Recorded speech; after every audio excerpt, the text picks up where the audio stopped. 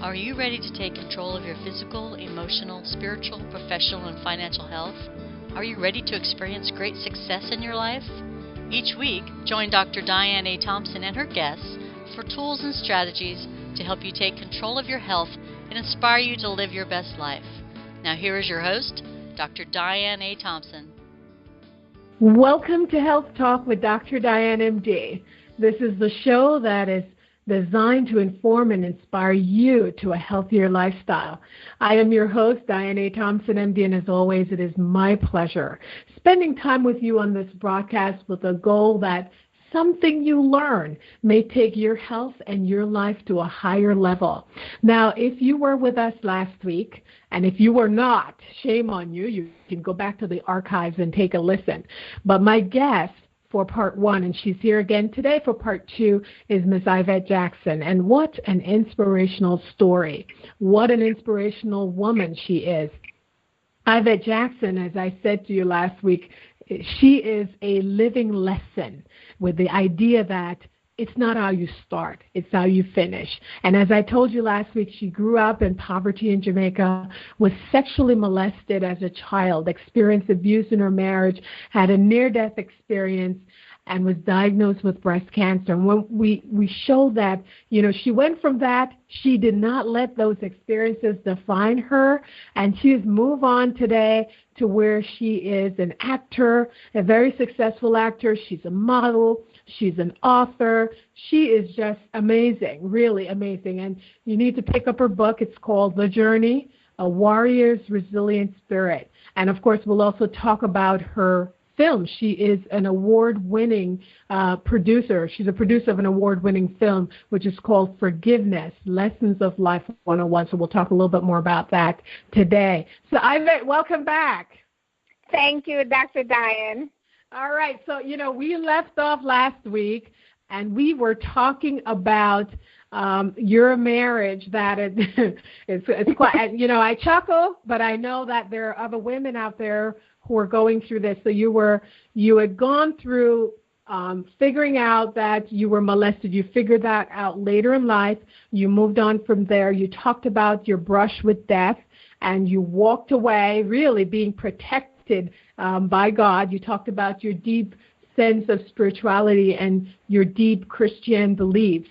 And then you went on to talk about, being married, things were doing okay, and then at some point the marriage turned sour. So let's pick up from there. So here you are working at this facility. Your husband is also a registered nurse, and he's working there too. And now he's dating someone. So the three of you are in a relationship in a sense, and you're all working at the same place. And I know there are other women out there who are thinking, I've been there. So what happened when you figured this out? Well, I confronted him, and he denies it. Then I confronted her, and she said, boy, that was a hit below the belt. She said, well, if everything was okay at home, why did he come after me? That killed me. I so hate when women do that. Wait a minute. And I've heard that before. I have heard women say that to other women, and I really... and here's the interesting thing. What they don't realize is that it is a character flaw. When a guy does that, it is nothing about the woman that he's married to or the woman he's with. It's a character flaw. It's his flaw that if he's obviously having problems at home, you need to talk to the person and figure it out, right? You don't go looking for someone else. Yeah. So so now she said that, and then what happened? I left. I stopped working there because, honey, I have to because we're going to get in trouble. And so I left, and he's still there, and he continues there. And I put him out. I put him out of the house. And what gave you that strength? Because you said you love the ground that man walked on. And there are women out there who are doing the same thing, and they don't have that strength because they love the person so much, sometimes loving the person more than they love themselves. So they don't have that strength to do that. So what shift did you make in your mind that you can say, you know what, I'm putting you out because I'm not tolerating this? How did you go about that? enough is enough. I mean, if you're going to go with somebody that we work together, and then she knows we're husband and wife. Come on, ladies, and you're going to do that, you know. And so I said, no, this is that's too very disrespectful. I said, no, I'm not going to tolerate this anymore. I deserve better than this. And I put him out. I asked him to leave, and he wouldn't leave. So, well, of course, he left. Called the police. Said, get him out of here before I get myself into trouble, and he left. And he was out for about a year, and we called and we continue to talk on the phone sometimes after a while. And he pleaded and he begged and he cried, and of course, what us women do, most of us, we take them back, right? Yes, I took him back. And things just gotten worse and worse. It's escalated to worse and worse and worse and worse till I said, no, I'm going to kill him. He got to go. And that's it. The last time he left, I said, that's it. I can't, no more. He's going to kill me dead. He's going to kill me dead. And then I went to the doctor, and then I was diagnosed with breast cancer. It's too much. And then he come back again. After I was diagnosed, he came back, and because I thought I needed him there to help me, to walk me through, to help me, even though I have the Lord. Because after the surgery, I'm going to need him, and I'm going to need help, and he knows the medical field well. Oh, no, it doesn't work that way, honey. He would come to the hospital. I was going in OR for 6 hours of surgery, and he was there flirting with the nurses. Oh, no. Oh, yes. Oh, yeah. My girlfriend, who's also a nurse, we worked together in New York, and we moved to Florida together. She was the one who got up and drive an hour to come to the hospital for 6 o'clock in the morning. She was the one there holding my hands and saying to him, my God, your wife is going for 6 hours of surgery. Can't you hold her hand? Instead over there flirting with the nurses. Who that guy? Oh, he's 70. Well, let me just jump ahead. Fast forward a little bit. Because I was going to ask you, where is he and what is he up to now? But go ahead. Finally, after the surgery, I suffered through the surgery. I suffer at home. I suffer because he just gone with the younger women. And he's 70. I divorced him. Finally, I divorced him. And he's 72 now and still have the same mentality. Give me a break. Same mentality. Wow. Doesn't change a bit. Wow. 72. Well, some people never learn, right? But you don't have to stay with that. That's the important. No. You said it earlier. You deserved better. Yes, and I brushed myself off, go to church, and I filled myself in every ministry. I was working 5 minutes plus working, and then I branched off into all my life people saying, why don't you become an actress? I mean, why don't you do modeling?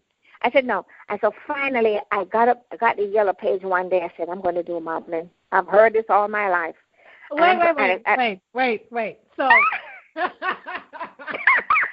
I'm jumping ahead of you. Go ahead, ask me. I just think this is great. So you've been through the breast cancer surgery. Yes. You kicked the scoundrel out, right? Yes. And now you are starting over.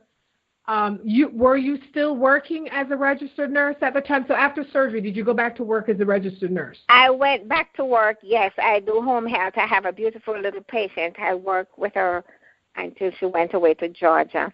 And after she went to Georgia, I said, I have enough of nursing. It's 37 years now, and I'm going to go into acting. By this, I built a mansion by myself, and I moved into the mansion.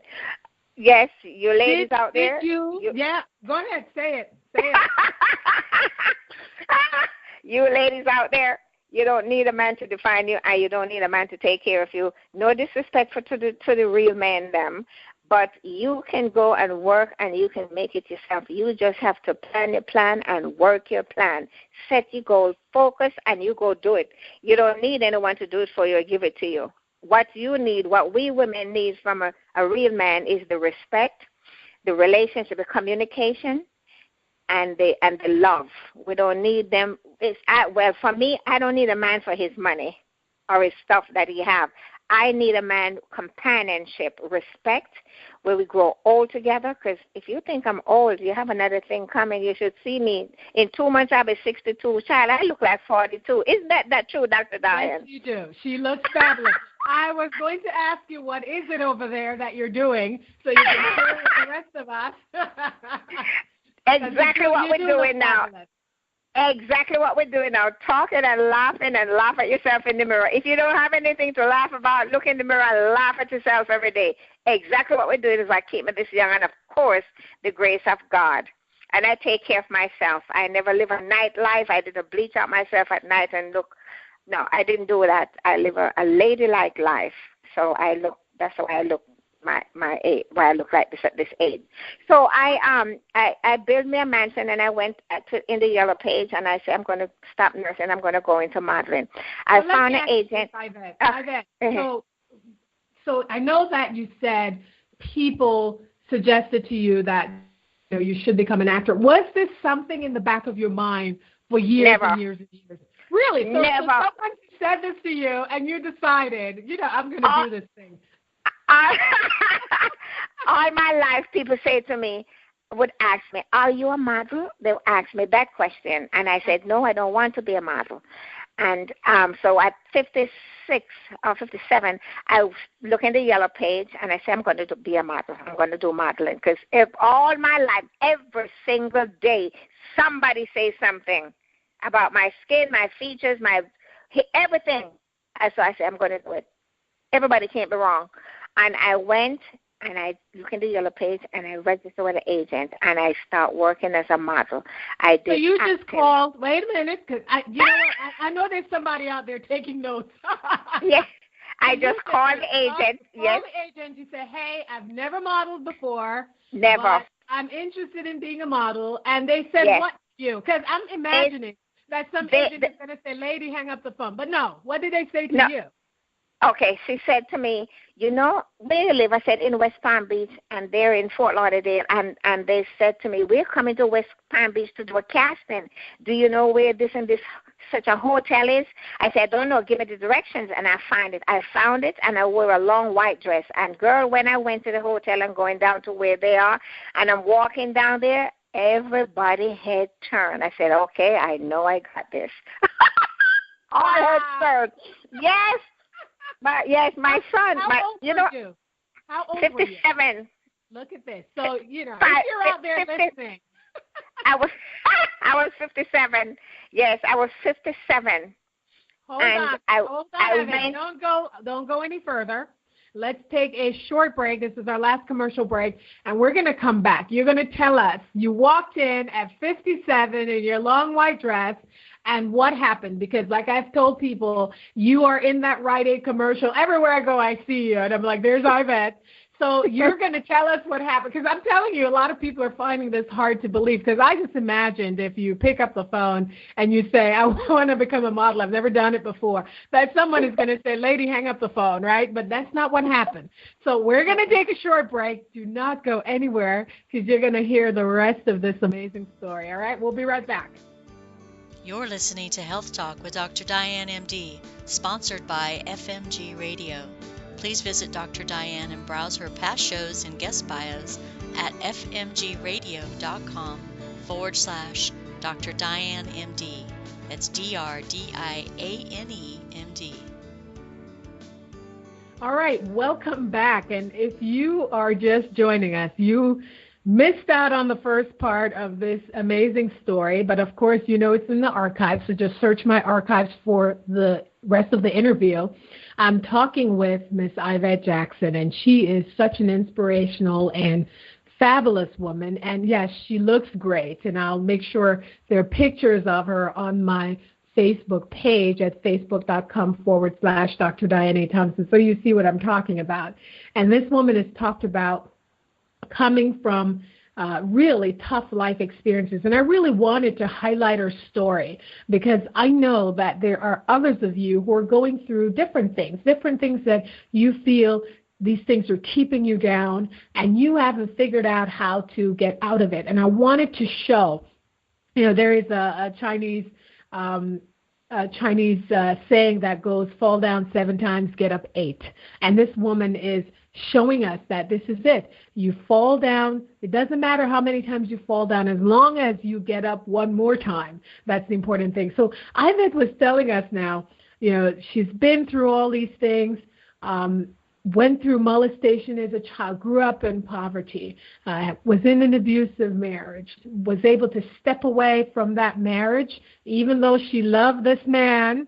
Like sometimes they say in Jamaica, love that man more than cook food, right? And she walked away from that marriage, was diagnosed with breast cancer, went through that, and now she decided, after being a nurse for many, many years, I want to be a model. So this woman picks up the phone, calls a modeling agency. I mean, this thing does not happen. But she calls the agency, and she decides to go down for an audition. Now, Ivett, take it from there. So you go there, and what happened?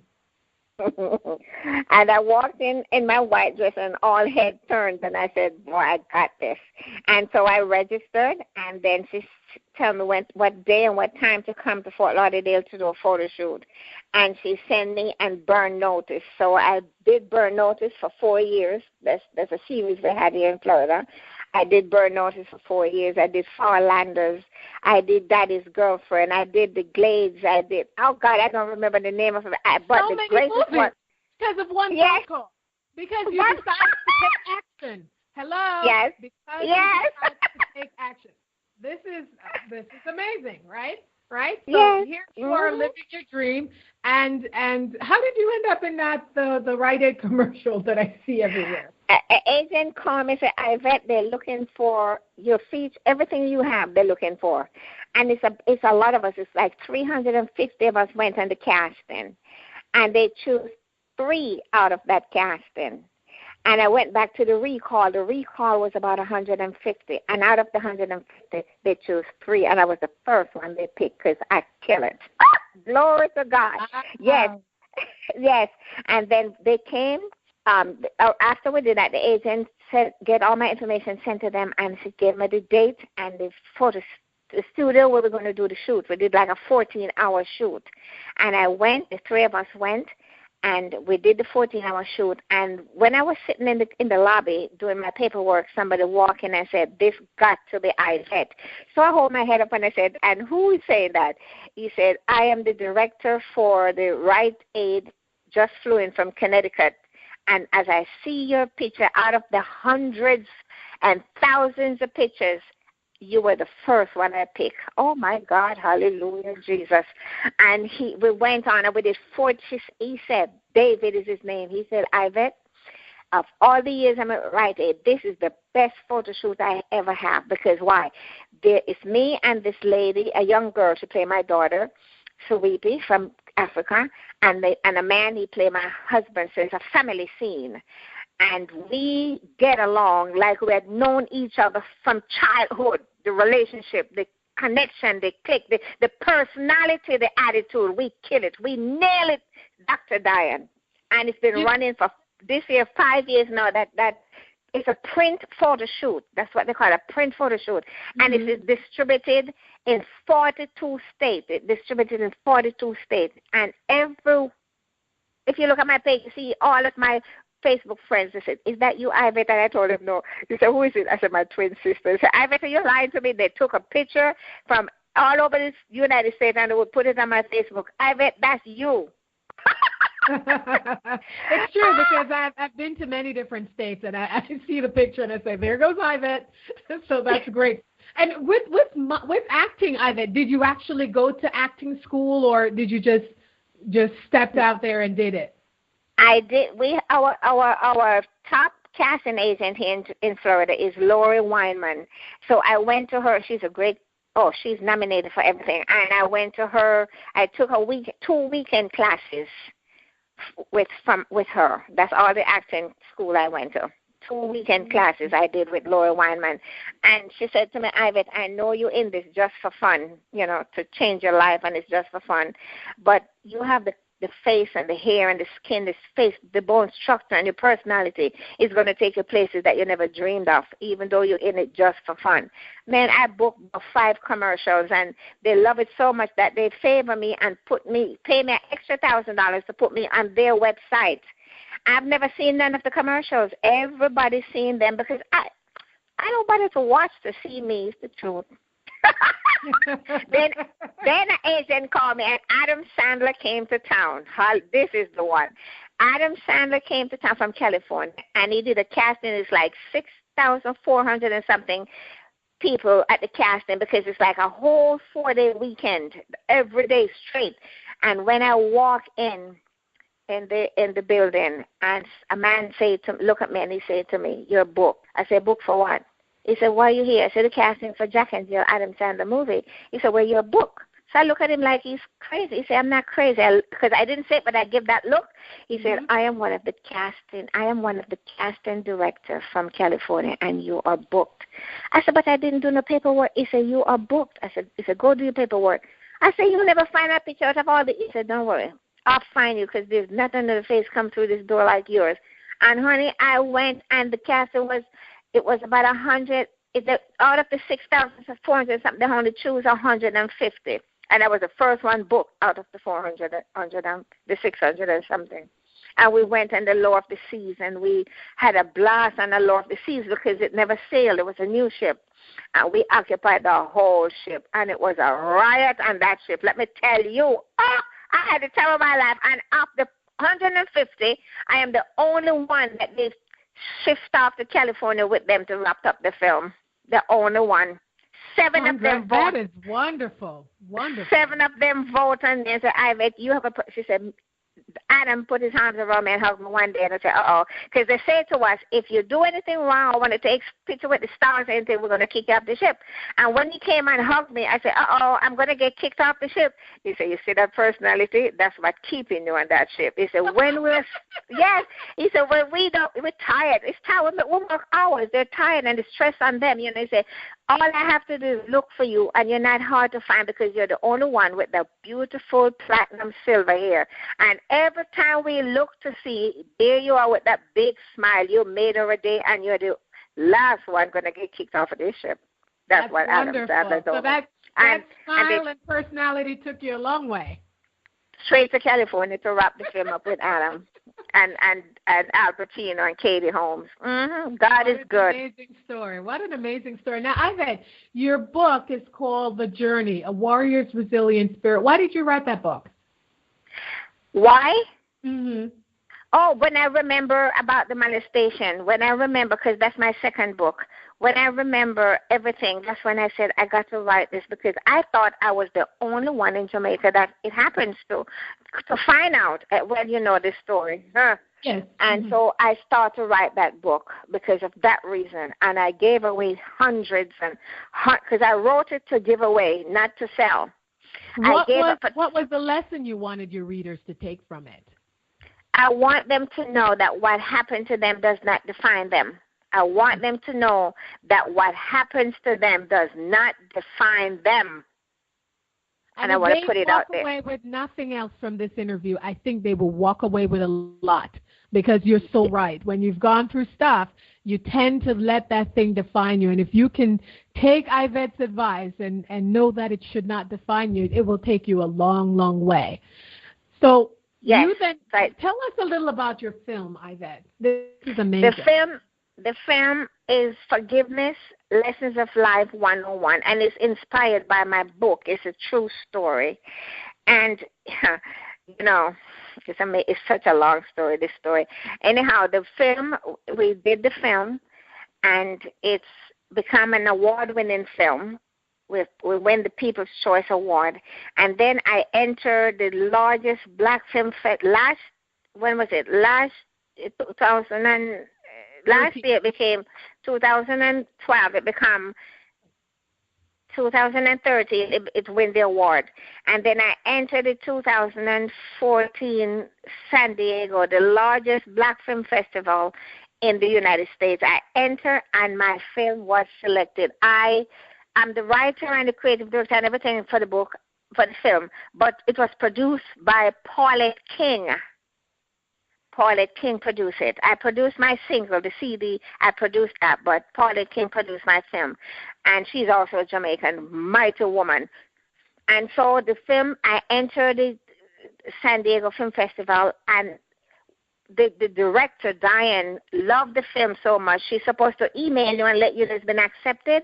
She called me on the phone, and we sound like how we sound today on the phone, laughing and chatting like we know each other from childhood. She said, Ivett, your film is going to be screening in San Diego, and I have to call it. She was in Cloud 9, and of course, guess what? I went in Cloud 10 with her. I went in Cloud 10 all the time because you're going to be so excited about my film. You can't be more excited than I am. So I went to Cloud 10, and she emailed me, and girl, my film show in San Diego this last month, and she said that, and the film, she said the film is nominated for one of the best cutting edge film it was nominated for. And she said my film did very, very well in California, in San Diego. So that's my film. Wow. So went from, and you never did any of this before. You did nothing. No. You weren't trained to do any of this, and here you are, a writer, a model, an actress, a filmmaker. Like your second, it's like a reincarnation. This is starting over. This is amazing. This is really amazing. Yeah. You have to be determined. You have to be a determined person, and you have to choose not to give up. You have to make that choice. I'm not going to give up. And you know your gifts. You know your talent. I mean, the sky's the limit. So like God would ask Moses, so what do you have in your hand? There's the Red Sea. You're going to get drowned or something. What do you have in your hand? All of us have something in our hand. Use it. Use it. Love it. I love it. Yes. What else is in store for you, Ivett? What's coming up now? What's your plan? What's your vision for the future? My third book, it's a compilation of amazing stories. What I did, I collect stories from all over the world, from everybody. And I don't know what happened. My computer crashed one day. I didn't save it as yet. I didn't have a backup. I'm ashamed to say this on the air. I lost that. All of it's gone. So I'm going to start. Yes, it was awesome. People that's been molested, whatever form of abuse, they send me stories from Israel, Lithuania, Germany, all over the world, the universe. They send me their story, and it's a compilation of amazing stories, and to make it into a book form. And I'm ashamed to say it on the air, but it's gone. But you know what? It's not gone. Listen to me, people.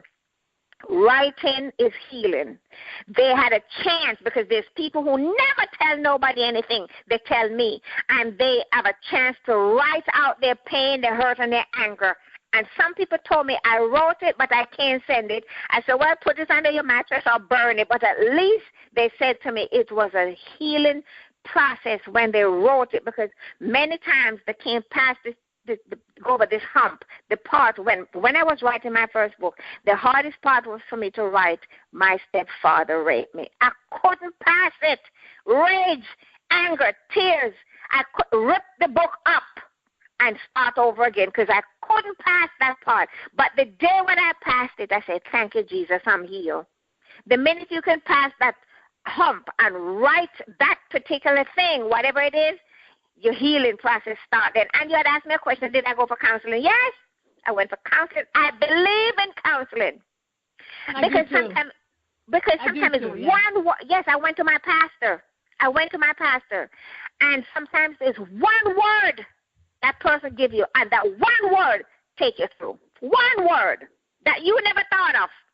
Mm-hmm. And you're not crazy when you go to counseling. You're not crazy. You're smart. And you want to be better and continue to push forward. So you go for help to get that pain, that hurt, that thing, that one thing that's keeping you. They know how to remove it. And you become what they call Les Brown. Oh, he loves me. As a dear, he called me unstoppable. So I'm going to start a fourth book. I have a single out. It's been playing in Jamaica, Georgia, Brooklyn, and I'm trying to push it to number one. I have a second one coming out. The artist is Trillian Dion. Trillian Dion, a great little Jamaican singer, is another one of my I have a lot of daughters, people who have been through what I've been through. Every one of them is my daughter. Oh, by the way, on Facebook, I'm writing an article for a magazine that they asked me to write. I get a lot of work on Facebook, not paid work, but to inspire others. And I don't know how the article reads on this sister page. I don't know, because she wasn't even one of my Facebook friends. And I know I got an inbox from this person from the Philippines says, your article have saved my life because I was just about to commit suicide because I'm so hurting because of relationship. And she read up about me on my page and said, if you could go through so much and still hear and inspire us, who am I to take my life? So the book, My Story Saved a Life in the Philippines. Now another one came in. Me and her is friend this time. And I friend that person. Another one came in, but this person I have friend. This is from Africa. She said all her siblings are dead. Mother, father, brother, sister, and there's only she and a little one left. And she's up to her neck with the responsibility, and she can't take it anymore. And she read my story, and she changed. We've been with friends. I become if I go to school, is to get a degree in counseling. I am a counselor for all these people in the universe. When I travel, every country I go to, including my own Jamaica, they know I'm there, and they would call me, inbox me, and tell me I want to meet you. I would take bus, car, taxi, whatever, and go 2 hours of driving to meet one particular person who went through cancer, went through molestation, and I'm the first and only person she told her she was molested. Another one in Jamaica. It's the same thing everywhere I go. They tell nobody. In the plane, flying, they see me wherever I go because my hair is gray, people, and I don't dye, so I can, they spot me anywhere in the world I go. They just pick me out because I look like my picture. Yes, and that is what my story is doing around the world. I think that is really, really beautiful. And, you mentioned 3 things, and I'm going to highlight them. One of them is the idea of getting that, whatever the trauma is, getting it out. And that's one of the reasons why I often encourage people to get a journal. Sometimes when you can just write what you're feeling and putting it down on paper, even if you don't tell someone, at least starting by putting it out on paper, you'll find a release. Another thing, Ivett, this is so important, is the going for counseling, going for help. Many times in our communities, people go through stuff, they keep it to themselves, they're ashamed, or they feel like they have to be superwoman and superman. And the truth is, like you said, sometimes someone has one word. They have one way that they can just show you a perspective that you didn't think of. And it's just that one thing that will fix for you. Yeah. Hallelujah. And there you are for years struggling with it, and this one thing. So please go out there and get help. Don't keep it to yourself. And like you say, open up lines of communication about this. We should not be ashamed of molestation. You didn't cause it on yourself. So talk to people, get it out there, get yourself some help, and, get in that place where you're like Ivett, where you're going after your dreams and goals. Now, Ivett, my last question for you, I always love to ask just a final tip of the week for listeners. People are going through stuff. They're going through their thing. Maybe not what you went through, but their thing. And one of the things that you said to me earlier, which I think we all should hold on to, it's really a belief of mine, is that you don't let your experiences define you. But is there anything else that you can share with these people who are going through their stuff to have them, help them like you, come out smelling like a rose, learn their lesson and move on? Is there anything you can share with them to help them make that mind shift? I hope I remember this quote I'm going to quote from Dr. Maya Angelou. She said, I can be changed by what happened to me, but I refuse to be reduced by it. Dr. Maya Angelou said, I can be changed by what happened to me, but I refuse to be reduced by it. That's what you have to live by.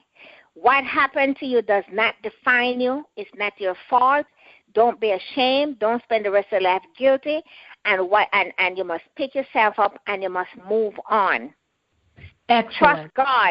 Trust God and go to counseling. And remember, what happens to you does not define you, so don't let it reduce you.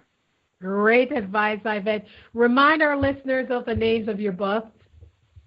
The Journey, A Warrior's Resilient Spirit. It is available everywhere books are sold. Amazon.com, BarnesandNoble.com. In Jamaica, Novelty Traders, Books and Books, Sangster's Bookstore have it. They didn't put it out yet. Just go on the computer. Anywhere books are sold. How do they get a hold of you? My name is my email address, which is Ivett, Ivett, no E at the end, Ivett Jackson at AOL.com. And what's your Facebook page, Ivett? Oh, I didn't memorize that. No, that is terrible. No, I never memorized it. I'm ashamed. And I had a website, but Facebook is doing so awesome. I shut down my website last year, October. Oh, yes, I did. I'm real. Listen, I keep it real because I don't want nobody to look at me like I'm all that and all up there. They can't approach me to say hi because she's perfect. Oh, no. No, I don't want that. Listen, I am real. I made mistakes. I didn't memorize it, but guess what? If you just type Ivett Jackson, Ivett, no E at the end, Ivett Jackson, just Google me. You'll find me and find everything you want to know about me. And you'll find me on Facebook. Ivett, I will put your Facebook page on my page so people can also. Yes. No, sir.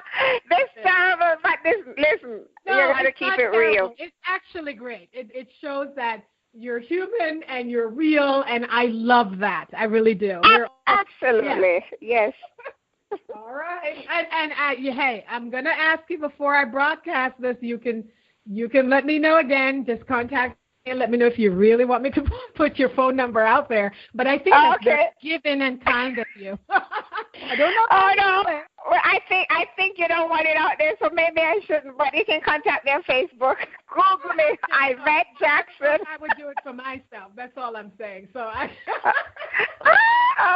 I don't know. I'm crazy. Listen, Ivett, it's been a pleasure talking to you. Keep up the good work. You are inspiring so many people out there, and I know even just from this interview, there are people who are looking at their lives quite differently. So I really thank you, and of course I wish you all the success in the world because I think this is so amazing. And every time I see that Rite Aid commercial, I go to different states. I travel for speaking activities, and I'll say, there goes Ivett. So I wish you all the best and all the success, and thank you so much for not only going through your stuff, but actually using it to teach others and helping people to get healthy and whole again. So thank you so much, Ivett. Yes, I am my brother's keeper. Excellent. All right, folks. So that's it for Health Talk this week. Take good care of yourself. As I've often told you, your health is your wealth. And as you learned tonight, health is not just physical. I believe health is everything because if your mind isn't healthy, you're not healthy. So have a great week, and please do something healthy for yourself. And again, I thank my guest, Ms. Ivett Jackson. She's just so amazing and so inspirational. And go out there and check out her book. And I'll make sure her Facebook address is on my page. All right, everyone, take care. Thank you, Dr. Diane. Thank you. Thank you, my dear. You've been listening to Health Talk with Dr. Diane, MD. For show replays and full guest bios, please be sure to visit fmgradio.com/Dr. Diane, MD. That's DRDIANE, MD.